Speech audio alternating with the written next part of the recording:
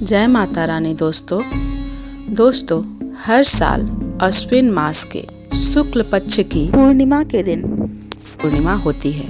इस साल शरद पूर्णिमा 6 अक्टूबर को मनाया जा रहा है। तो आइए सुनते हैं शरद पूर्णिमा की व्रत कथा। एक साहूकार की 2 पुत्रियां थीं।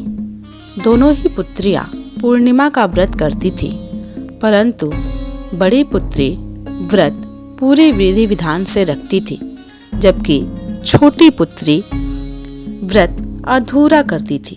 परिणाम स्वरूप छोटी पुत्री की संतान जन्म लेते ही मर जाती थी। छोटी पुत्री ने जब पंडितों से इसका कारण पूछा तो उन्होंने बताया कि तुम पूर्णिमा का व्रत अधूरा करती हो, यही कारण है कि तुम्हारी संतान जीवित नहीं रह पाती है।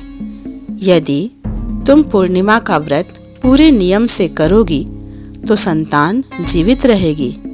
पंडितों की सलाह पर उसने पूर्णिमा का व्रत पूरे विधि विधान पूर्वक किया।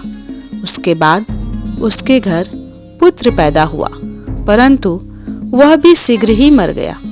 छोटी पुत्री ने मृत बालक को एक पीढ़े पर लिटा दिया और ऊपर से कपड़े से ढक दिया।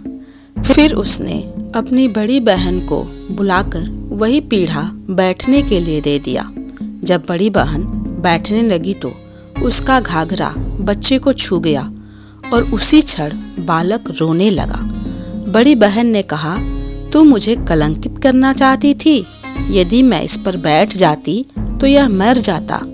तब छोटी बहन ने उत्तर दिया, बहन, यह तो पहले से ही मृत था। तेरे भाग्य और पुण्य के कारण ही यह जीवित हुआ है। उस घटना के बाद नगर भर में ढिंढोरा पिटवाया गया कि पूर्णिमा का व्रत पूरी विधि विधान से करना चाहिए और इससे धन्य धान्य और पुत्र की प्राप्ति होती है। जय हो चंद्रदेव।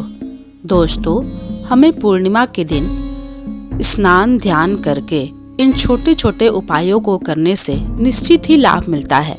जैसे चंद्रमा के वैदिक अथवा पौराणिक मंत्र का कम से कम 11 बार उच्चारण करें या 108 के क्रम में जाप करना चाहिए। चांदी के दीप में शुद्ध घी के बाती से चंद्रमा की श्रद्धापूर्वक आरती उतारना चाहिए। पूर्णिमा के दिन संध्या काल में चंद्रोदय के समय चांदी या तांबे के लोटे में जल भरकर अर्घ देना चाहिए और अपने स्वास्थ्य आदि लाभ की प्रार्थना करनी चाहिए। धार्मिक मान्यताओं के अनुसार शरद पूर्णिमा के दिन चंद्रमा 16 कलाओं से परिपूर्ण होता है और अमृत की वर्षा करता है। इस अमृत वर्षा का अंश पाने के लिए खीर को रात भर चांदनी में रखा जाता है। इस रात चंद्रमा से अमृत वर्षा होती है और इस खीर में अमृत के गुण आ जाते हैं। पूर्णिमा का दिन माँ लक्ष्मी के अवतरण का दिन भी है, इसलिए इस दिन खीर का भोग लगाकर खाने से माँ लक्ष्मी का आशीर्वाद प्राप्त होता है और धन संपत्ति में वृद्धि होती है। जय माता लक्ष्मी।